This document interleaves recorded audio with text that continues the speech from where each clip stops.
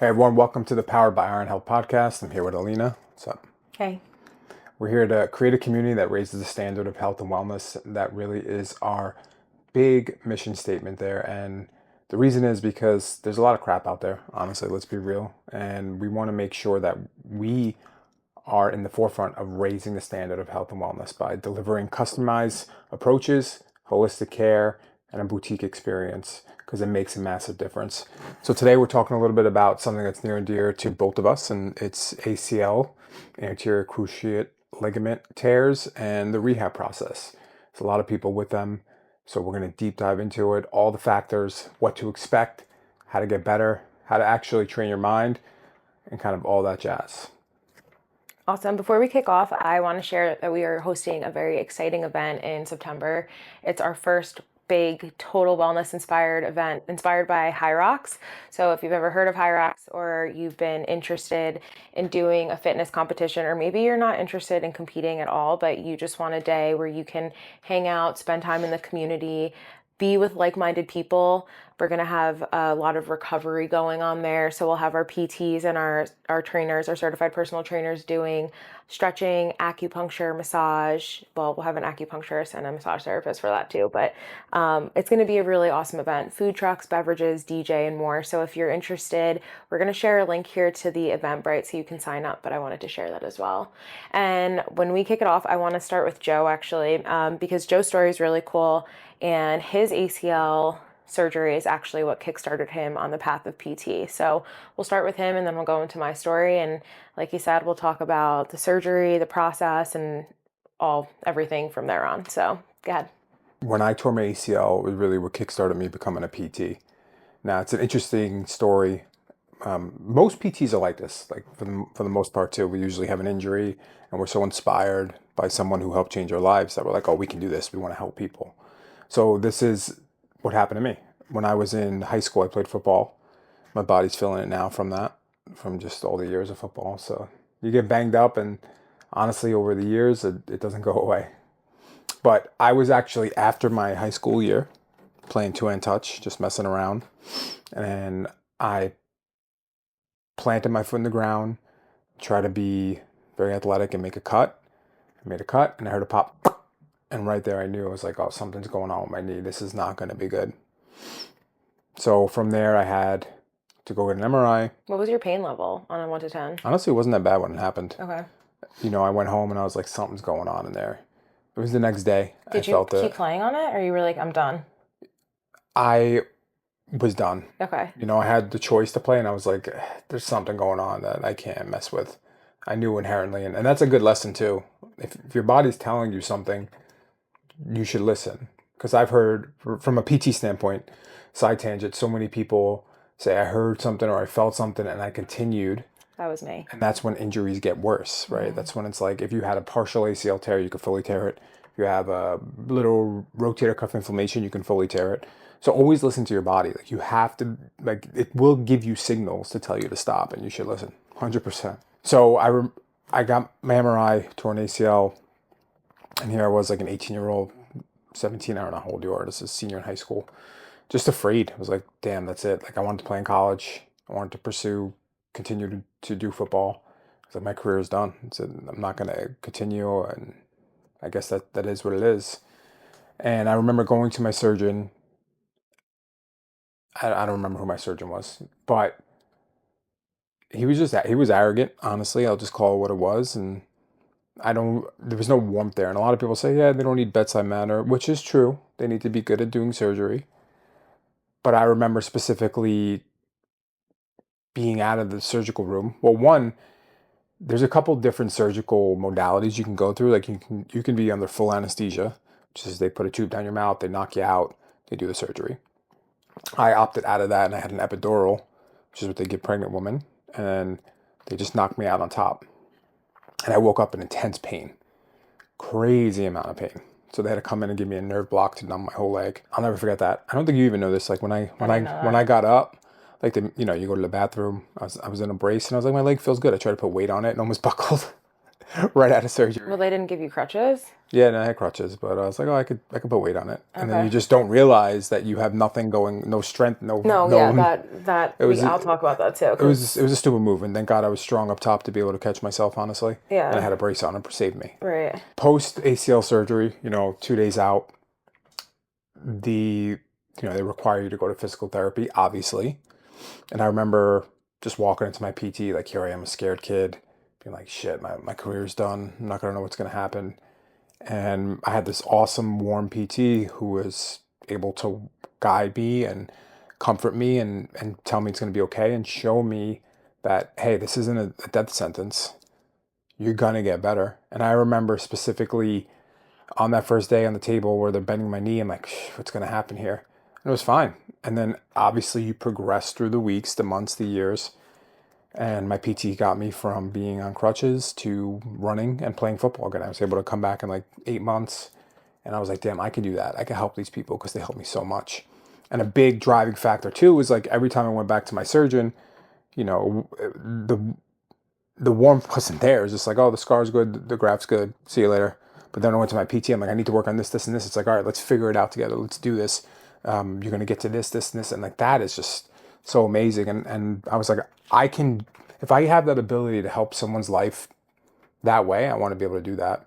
And from there, I knew I wanted to become a PT. So that's kind of the story. And obviously, I'm glossing over a lot of the rehab process, which we'll dive into because one, you forget. I mean, it was for me, I'm getting nostalgia, but I'm like, yeah, that's like gray. Like it was so long ago for me too. yeah. So Yeah. when it's over 10 years ago, you forget how intense it is. And, it's intense and it's nice for both of us, right? Like Alina as a trainer, myself as a PT, when we get someone to come to the door with an ACL, it's like, hey, I was there once. I understand what this is and I can be that guide for you. And I think that's the most rewarding thing in the world. For a couple questions. So what type of surgery did you get? Did you get patellar tendon? Did you get hamstring? Yeah. So if people don't know, which we'll describe too, base level, what your ACL does is just a ligament deep in your knee that helps stabilize the knee. Doesn't allow the bottom of the leg, the tibia, to move forward on the femur. So if you don't have an ACL, it can just move and shift and cause a ton more of injuries. Bone on bone. Yeah, That's what I remember. eventually you'll get arthritis, you'll be grinding and stuff like that. I got the patella graft. So what they do, like your patella is your kneecap and there's a tendon that connects. They cut a piece of it, a third of it, and they make that your new ACL. It's kind of crazy. But they have other grafts to your point, right? Like they do a hamstring graft, they do a cadaver, which is someone else's graft. And there's a lot of different variables that go into it, which we'll talk a little bit about today, but it's a lot more in depth than I think we'll get to. But I opted for a patella graft, which is one of the stronger ones and trial and true methods. Cool. Yeah, so for me, I was in Daytona Beach for cheerleading nationals my junior year of college, and it was always a blast going down there. Like we worked our entire season for this moment to be at nationals in Daytona with other teams. It was really cool. It was like real life, bring it on. What was your motto back then? What was the cheer? The cheer? What do you mean? Like, let's get. Oh, that was different. Okay, you guys didn't have one? No, we did. What was that? It's a secret. Oh. Yeah. That's what you say. It's a secret. No, it was like our team. Oh, you said it But quietly. there's an acronym. It was GDGB. GDGB. And that's only for our team to know. Okay. Yeah. All right. Anyway, so we were on our practice mat. I remember doing a pike jump and coming out of the pike jump. It was literally probably the best pike jump I've ever done. It was so high. It was beautiful. And I landed and my bottom half, like my torso, landed in a different direction than my legs. And I heard a pop too. But I didn't know that meant something. And I started walking on it and I was like super weak and like was limping and I had no idea what was going on, but it instantly inflamed. I kept going through the practice mat. I had no idea what happened. My pain level there was probably like a 4. It wasn't super painful, but as the day went on, it got more and more painful. And then we had competition the next day. We had nationals the next day. And my coach came up to me and he's like, are you going to be able to do this or not? And I was like, fuck, like, I don't know. Of course I'm going to do this. Of course I'm not going to bail on competing. And I don't remember if we had an extra at that time that was someone that would like step in, but I wasn't going to give up my chance to be on the nationals mat. Anyway, so I ended up competing the next day, and I remember there were a couple of points. There's actually a funny story that me and this girl on my team share, where I went to go catch her, and the face I was making was so excruciating because I had caught somebody like moments before in the routine, and I didn't realize that if I kept my leg extended and kept that leg straight out and didn't bend it, didn't flex it, there was no flexion and no impact, that it was less painful. I could avoid the pain. I could avoid the bone on bone contact. And that was big for me. So like understanding that in that moment, like how to mitigate it was huge, but totally feeling that the bone on bone was super, super intense. So anyway, I ended up competing, to your point, not listening to my body, pushing through, being in the moment. I don't regret it at all, but it was definitely extremely painful and probably made matters worse if it was a partial tear. I don't know. I went home probably a couple weeks later. I was like super procrastinating. I didn't want to like deal with the reality of it. And I ended up getting an MRI. I remember sitting down. I was not expecting a torn ACL diagnosis at all. I had no idea what to expect. I sat down in the doctor's office. He tells me it's a torn ACL. I remember that ortho was up in Albany because that's where I was at school at the time. Literally was like, let's get you on the table next week. And I was like, what? Like, I don't even know my options. I know nothing, you know? So I waited. I opted to wait. I waited till I came back home to Westchester County. I saw a surgeon here who I think has since retired at Pedoriano in Hudson Valley. And he was good. Like, he was super reputable. He was good. I ended up getting the surgery, and I got it towards the end of that summer. So I had torn it in April. I got surgery in August. And part of me was like, do I even want to get the surgery? Maybe I don't get it. Maybe I just do PT and rehab and get stronger. And I decided to get the surgery. I started PT up there, and the PT that I was going to initially was super washed up. It was like, it sounds really bad, but it was like you could tell like they were used to elder care and not working with athletes. And I wanted to get back to cheerleading, and this was already September. My season started. So I ended up getting PT there for like maybe 2 or 3 sessions. And ironically, one of the girls on my team had also torn her ACL minutes before me that day at nationals, and she was going to a PT up there, and that PT was great, and he worked with athletes. His name was Joe, actually.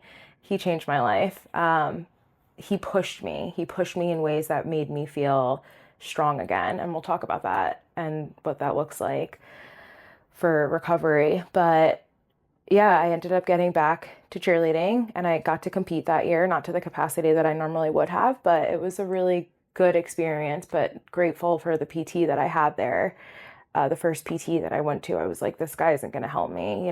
Did the range of motion test, heat stim, didn't really do much. Like, I didn't feel like he was going to help me get better. So I'm glad I went elsewhere. Yeah, I think it's a really important point. You have to, if you're an athlete, you got to align yourself with a PT who specializes in that, right? You don't want to just go to a regular person. The PT process is probably the surgeon's probably 15%. The PT process is the remainder. Honestly, 85%. You need to find someone who's going to make sure they've worked with that and they understand what an athlete requirements are. And you don't have to be an athlete to tear your ACL. And like to Alina's point, she was talking about, hey, should I even get the surgery? That is an option. They are starting to do that with people who are a little older, who aren't as athletic. They call them copers, where they just really rehab it. And some do well, some don't. So it is a personal decision on what you want to do. But if you're an athlete, you most likely need the surgery, right? You need that stability. Yeah, and I'm so glad I did. I also got the patellar tendon surgery, but it took. I was back cheerleading within like 5-6 months, but it took years to really feel like I don't have any, like I didn't have ACL surgery. Yeah, for sure. So if we break down like what to expect if you have ACL surgery, because that's kind of what this is about, we'll talk the beginning stages, I guess, and we can both chime in here. If that makes sense. Yeah. So we'll start kind of phase one, we call it, right? You come out of surgery, you have this very intense surgery, and don't underestimate that this is an intense surgery. It's more common now than ever, but it's a very intense surgery, right? You're fixing a ligament in your body, and it's a process. You come out of surgery, you're on crutches in a brace. Sometimes the brace is locked. so you can't bend your knee to actually protect the graft, and you start PT right away. Like I've had people who come the day after surgery and be like, let's go, let's get this thing going. And there's a couple big phases in that initial phase, like, or a couple big milestones you want to hit. Obviously, you're protecting the ACL, you're protecting the knee. That's the priority. You're regaining range of motion, and then you're getting the quad to turn back on. So anyone, if you haven't had knee surgery, or you're getting an ACL tear, or any knee surgery, any sort of knee surgery, when you get any fluid in your knee, I think it's 0.33 C's, which is minimal, your quad shuts off. It's just, that's what they say happens. It just shuts off. So like if you can actively straighten your knee right now and feel a nice squeeze in the quad muscle, the front muscle, your quad's on. Post-surgery, you don't have that ability. So you need to re-get that as soon as possible. That is key. And then making sure your leg can extend, which means straighten fully and then bend. Obviously, you're not going to be bending it fully on day one, but you want to get to about 90 degrees by 2 weeks. So that first initial phase, that process of protection and understanding what's going on and trying to get the quad to fire and knee range of motion is very passive. You know, you're doing things like hooking up stim to your knee to help re-engage the quad, some tissue work, some light bending, some light straightening, and then just re-teaching the muscles how to work. It's like a baby deer learning how to walk again. And that lingers for, 2 weeks, 3 weeks until you're really at that level, where you can start to say, okay, can we start introducing some other strengthening exercises that are very basic stuff, right? Would you say your rehab early phase was similar to that? Yeah, definitely. I remember getting a lot of manual. I remember stim, heat. I had a machine at my house that was like a compression sleeve with ice at the same time, which was pretty cool.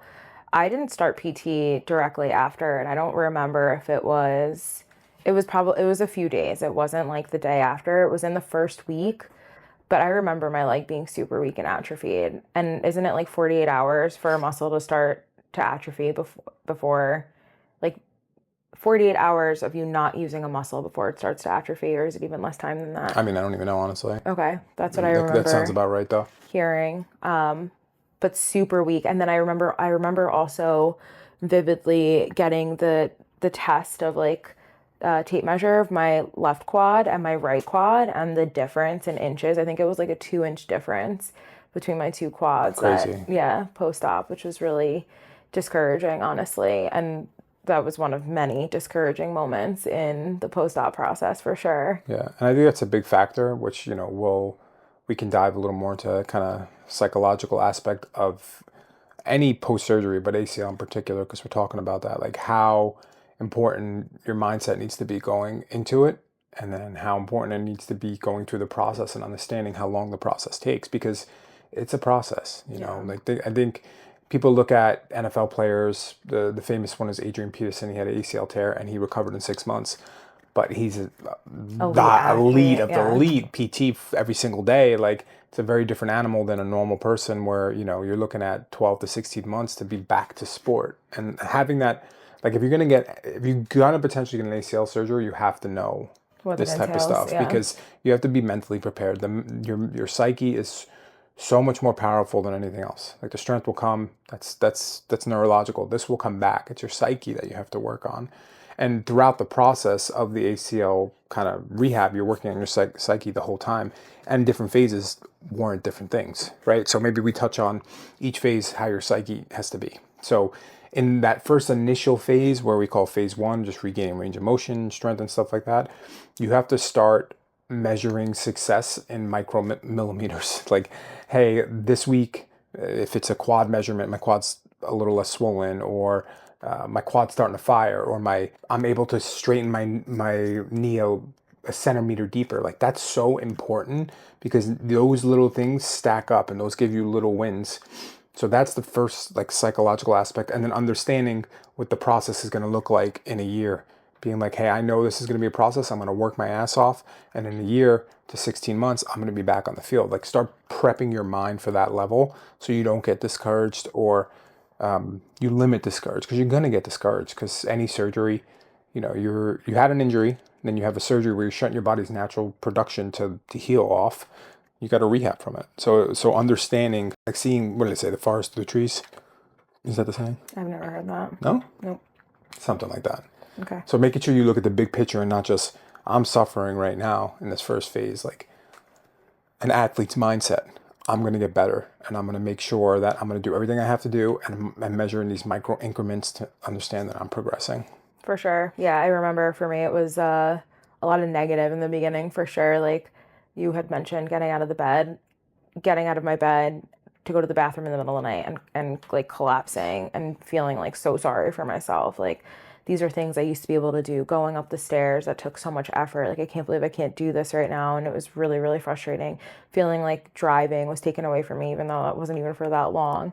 So I didn't have that mentality in the beginning. And I think having that foundation would have been huge because the rest of my recovery, it was like a tug of war between an athlete's mindset and a victim mindset. And that was like, that is a game changer from the beginning. If you can start with a strong mindset, you can Did your continue. PT help try to coach your mindset or no? He was like a hype man, you know? Yeah. So if you want to consider that like coaching or, helping my mindset, sure. But he was like a hype man. He was like so upbeat, like, hey, you're doing great and like really encouraging. So I would say he definitely he didn't speak like mindset specific, like you have to tell yourself that you're in a good headspace or whatever. He didn't have anything like that, but he himself was just hyping me up and he had really great energy. Yeah, that's so So, important, yeah. right? I mean, I would say for me, first session at an ACL surgery or any knee surgery, like I'm educating them on the mindset and like how they have to think about things because how you think matters drastically in any injury. Like we're talking specific ACL, but even if you hurt your shoulder, like how do you think right now can drastically affect the way you're going to be in 4 to 6 weeks. Like I have a friend who has shoulder pain right now, and it's a downward spiral. Like my shoulder hurts, I can't exercise. I'm gonna eat because I feel shitty. I'm gonna do this because I feel crappy, and it's like that is all gonna equate to a less of a positive outcome. So like coaching yourself up early and just looking at it as a challenge that you're gonna overcome is so valuable. So that first session, if you do have an ACL tear or any sort of injury, your therapist should be helping you coach you through your mindset because that's so important, especially an athlete, right? Like ACL with athletes, like athletes are competitive. It's embedded in, we're both athletes, former athletes, whatever. I'm still an athlete. It's embedded in You're your forever an DNA. athlete. So you always want to be coached up on that because we're competitive. We want to be better than before. And it's challenging when you're very hard on yourself to do that. So being aligned with someone who one understands and works with people like you and then knows what it takes to be a high level athlete is a lot of work and a lot of coaching. How many phases of recovery are there, would you say? It's about 4 to 5, So let's right? go to So phase two is kind of just basic activation, regaining basic strength and full range of motion. This is the process when you're starting to kind of unlock the brace. So first phase, we were locked, we're protecting. But let's get you beyond that. Now you can be in phase one for 2 weeks, you can be in it for 4 weeks. Depends on how well you progress. And everyone's different, right? I don't want to put specific guidelines on it because every single person's different. I've seen people progress rapidly. I've seen people not progress at all. And it takes a little longer. And then I'm having calls with the surgeon of what's happening. So everyone's different. Phase two, you're starting to be like, okay, can I do closed chain exercises? Can I start to do a mini squat? Can I get on a bike, full rotation? Can I start to do single leg balance? Where you're starting to regain functionality, like basics functionality and strength of these muscles, right? And you're teaching your body that's like, hey, we're prepping you to get into that kind of strength phase. And it's a process too, because now you're relearning how to squat, which is normal for everyday life, right? You go down to the toilet and you got to squat. You're saying, hey, can you stand on one leg, even in a brace? Like, what does that look like? Can you progress? So it's a very interesting phase because it's stuff we take for granted on a day to day, but it's essential for you from that protective phase to start getting into more of a strength phase. cool. Do you want to talk about mindset there? I mean, I think it's similar, like your micro wins, you're not doing too much, but maybe you're just thinking, okay, this is me getting back to better daily activities of life Yeah. and just focusing on that versus like, I can't believe I'm relearning this. Yeah, I think a big one for that is the squat. Using a squat as a barometer to say like how well am I progressing is so valuable because your quad 2 weeks ago, 3 weeks ago wasn't even turned on. Now you're squatting. Like that's a beautiful thing. So you have your mindset has to be on that little micro win, like what's happening. And then again, during this process, your therapist is coaching you up on like, this is great stuff. You're going to be progressing soon to be more strength, and then move into kind of plyometrics and stuff like that. Is that phase 3? Strength Okay. is first. I was going to say, that seems... Yeah. So it would be like, regaining functionality, and then we bring it into a strength category, right? Which is phase 3, where it's now like, okay, now we really need to fire that quad. Like Alina said, yours was 2 inches smaller than the other one, right? How do we rebuild hypertrophy and muscle size? And this is where you start to incorporate leg press, heavier squats. You're doing a lot of hip stability, a lot of hip strength. Maybe you're doing some single leg squats, modifications, and you're just building up strength in this category. Like it's traditional trial and true strength metrics, but under a watchful eye, because you want to make sure, and this is a big caveat too, as you build through these phases, you're not compensating, because it's very common for you to compensate because your body's smart. Hey, there was an injury there. When I squat, I'm going to shift away from that side. So you need a coach, you need someone's eyes on you to say, dive into it, teach that body how to move. This is how you get it firing. And you progress through the strength phase where, let's say you're working on lunges, then you work on lunges with weight or step ups with weight, and you start to slowly increase the weight and resistance, because that's strength training, right, at the end of the day, and that's really what happens. That's why the one-on-one model too is so important, because I remember with PT, like the PT that I was going to, there were maybe 2 or 3 patients to one PT, and he would tell me what exercises to do, maybe watch a couple of reps and then walk away. So if I was compensating, which I truly believe that I was, it was definitely, I believe I was, because I still have a big imbalance, but I am still stronger now than, post-op, obviously.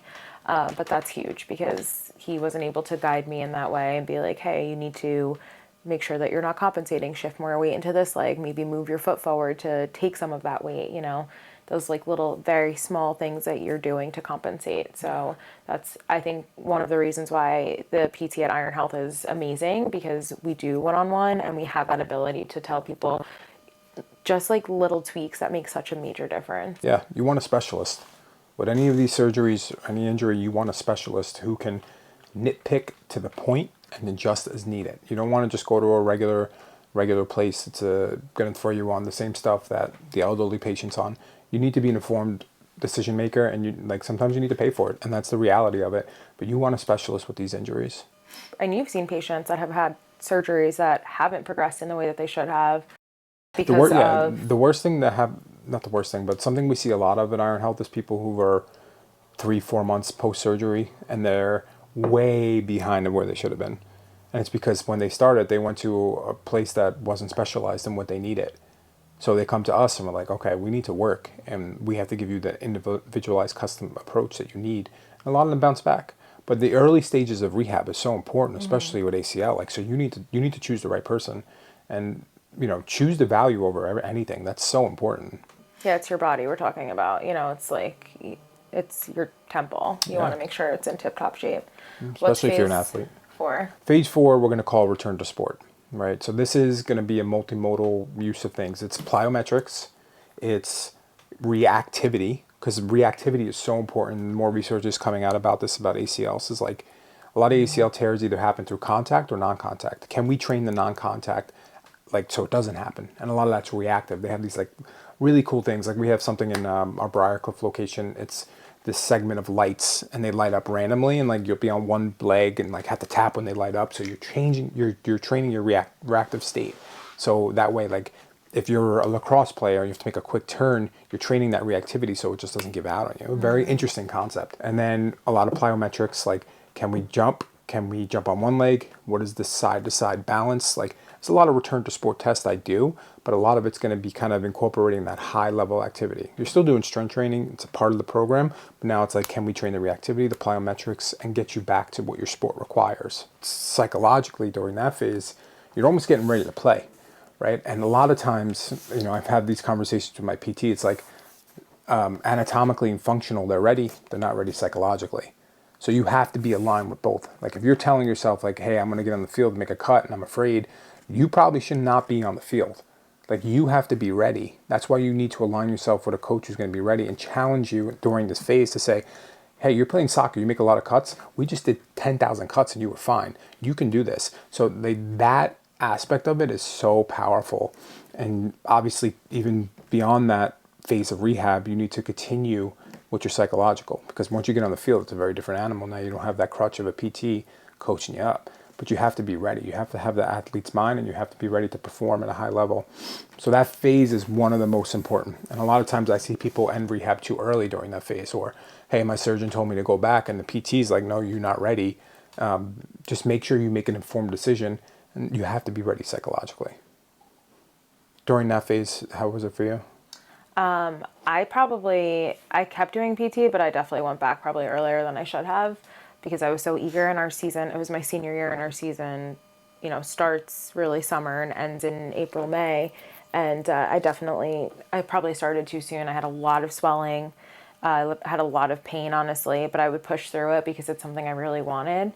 Again, I don't regret it. I don't regret that either, but I do think that nurturing that would have been a lot better. And I did also still have, again, that tug of war victim versus athlete mentality where I spent a lot of my recovery depressed, especially in the earlier phases.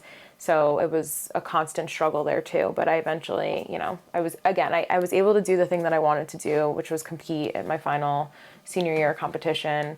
And it was definitely mental for sure. But because I wasn't at full capacity, I wasn't doing a lot of the things that I would have been doing. I don't think I did jumps that year.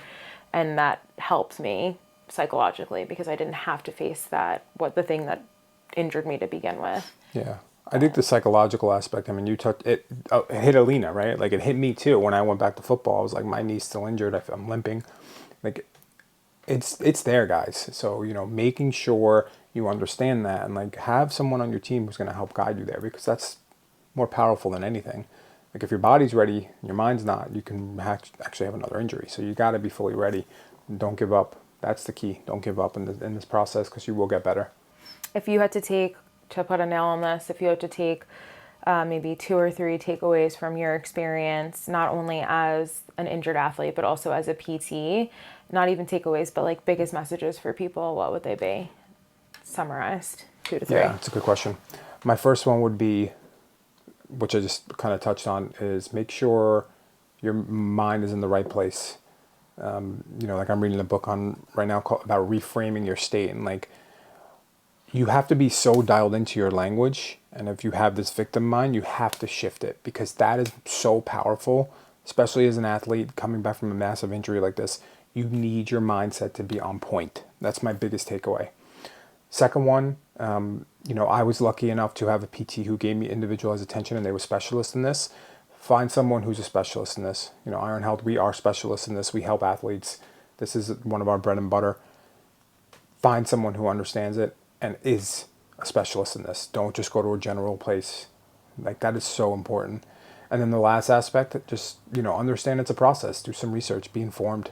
I wasn't informed. I was a young kid, but I think that's changing now. Like be informed on what it is and come to questions with your PTs. We have a plethora of knowledge to guide you through. Cool. Awesome. All right, guys, thank you for watching. As Lena said before, we have the IH Rocks coming in September. This is going to be a big ultimate wellness event. We hope to see you there.